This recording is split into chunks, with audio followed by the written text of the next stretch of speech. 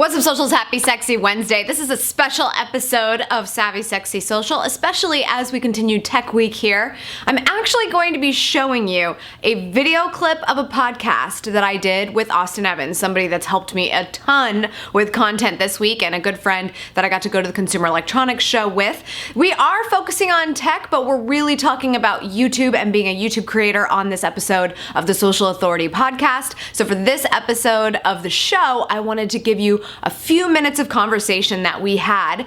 And if you are interested in the topic, hopefully this is valuable to you and you can go listen to the rest of the episode this Friday by subscribing to the Social Authority podcast. Take a look. We were talking about this idea that people think they're doing things right because they're doing things their way or they're doing things the way they want to. And they want to kind of place blame in a lot of other different directions for not getting the results that they would like to. Yeah, so I think that's the thing. I think that's something that bothers me, just like a lot of people do in life, right? Mm-hmm. Everything, like, bad happens to everyone, right? Like, you know, there's something like your house burns down or your experience in that area, people unsubscribe from your channel and say something mean. I mean, I think it's very easy in life to kind of to blame someone else. And don't get me wrong, I think a lot of times it's not your fault.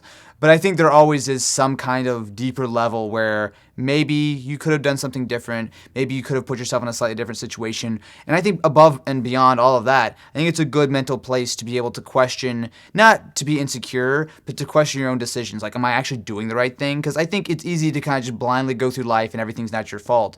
And I find that people who do that typically have a lot of problems. And it's not like, oh, it's just everyone against me. And I think it's a similar thing on YouTube where, oh, well, I should have 1 million subscribers. I don't because YouTube hates me. Or I don't because people haven't found me. I mean, I'm not saying that that's 100% right or wrong, but I think it's a view that I see a lot of people take that, oh, it's not my fault, right? And I think you have to put it, even if you're being unreasonably unfair to yourself, I think that's a healthy thing to be able to constantly like, well, this video didn't do as well as I want. It's probably because it didn't do well, but let me see if I can do something about it anyway, right? I think that's something that is very valuable to me, to make sure that I have that mindset. I have to be in that frame of reference where if a video does not do as well, the series doesn't do as well, if the channel's not doing as well, it's my fault. I need to fix it. I can't wait for someone to come in and fix it all for me. Absolutely. And I think this is true in any type of business whatsoever. It's not just YouTube. It's oh, why didn't the product sell? Why didn't it do as well? Why didn't it sell like hotcakes? I really tried to survey my audience and they said they wanted it. Well, did they say it with their wallets? You know, that's what we talk about a lot in terms of like pre-selling and having good product sales based on that.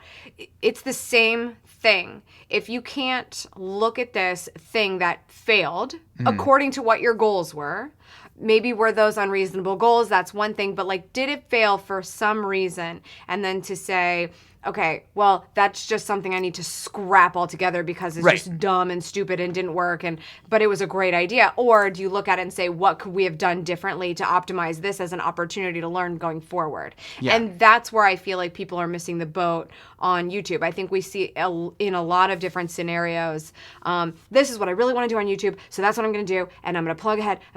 And then after 5 videos or 10 videos, and it's like, okay, this isn't working, but looks like Austin's doing PC builds, so I'm going to do that too because now I'm too scared to do what I'm doing. I'm going to go do what I think somebody else is doing really, really well so I can just replicate that success because I don't know how to stick to my own idea and make it better. And I mean, I think everything is built on the thing that was before it, right? Like, there are no incredibly unique and original ideas. I think it's about finding your niche and being able to build on top of what people have done before you, right? Like, I mean, so let's say you start a tech YouTube channel today.